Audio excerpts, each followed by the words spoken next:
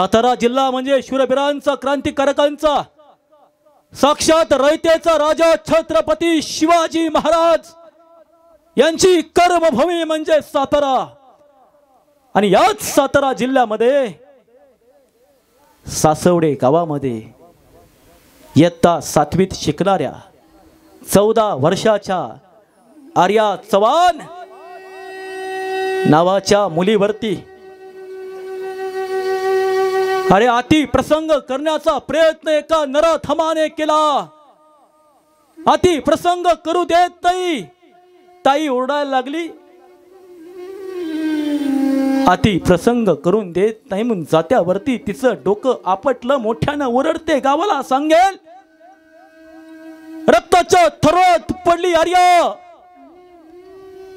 हाक मारत होती, विवळत होती, तोंड दाबलं आणि जात्यावरती डोकं आपटून तिची निर्गुण हत्या केली।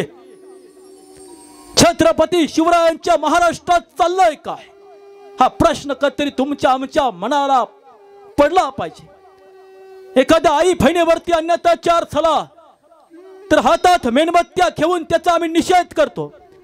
अरे त्याच मेणबत्त्या घेऊन आया बहिणीवरती हात टाकण्याचे हात पाय कलम करा।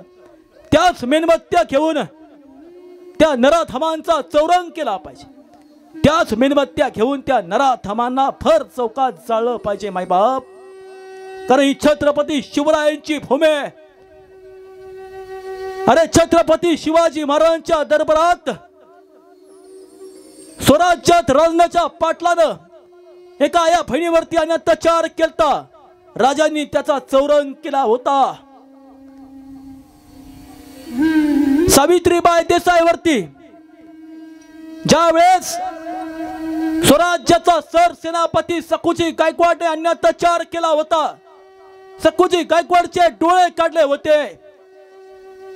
शिवबाराजांच्या स्वराज्यात बकरकार इतिहास लिहितो।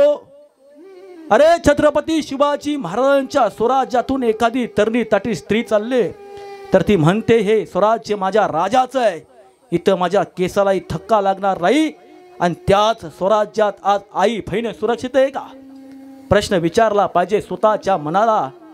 म्हणून मी या ठिकाणी माझ्या आया बहिणींना सांगतो, सावित्रीच्या जिजाऊच्या अहिल्याच्या लेकींनो, सावित्रीच्या जिजाऊच्या अहिल्याच्या लेकींनो, मदतीसाठी ओरडू नका, मदतीला कोणी येणार नाही। सावित्रीच्या जिजाऊच्या अहिल्याच्या लेकींनो, मदतीसाठी ओरडू नका, मदतीला कोणी येणार नाही। 50% आरक्षण देतील पण 100% संरक्षण कोणी देणार नाही। उठा, हाती घ्या तलवार आणि अन्यायाला कापून टाका। तुम्ही सावित्रीच्या जिजाऊच्या अहिल्याच्या लेकी आहात, अन्यायाविरुद्ध लढा। आज या आर्या चव्हाणला, या माझ्या दिदीला मी समस्त वारकरी संप्रदायातर्फे भावपूर्ण श्रद्धांजली अर्पित करतो। अशी घटना कोणाच्या आयुष्यात घडू नये